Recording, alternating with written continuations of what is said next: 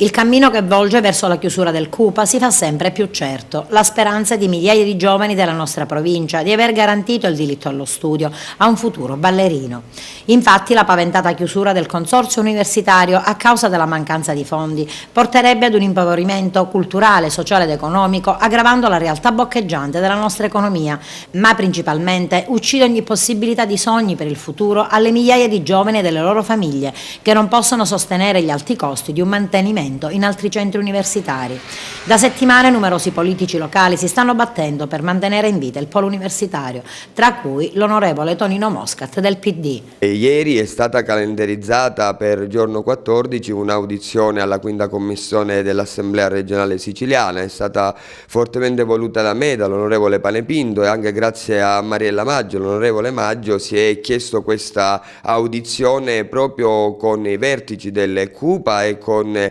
il commissario della provincia per capire come affrontare questa vicenda. È stato approvato un ordine del giorno per trasformare, o meglio rinvigorire il CUPA con un centro euro-mediterraneo. Stiamo trovando quelle soluzioni che possono essere utili a che il CUPA non solo possa continuare ad espletare le proprie funzioni, ma soprattutto possa rinnovare quello che è, provando ad avere un nuovo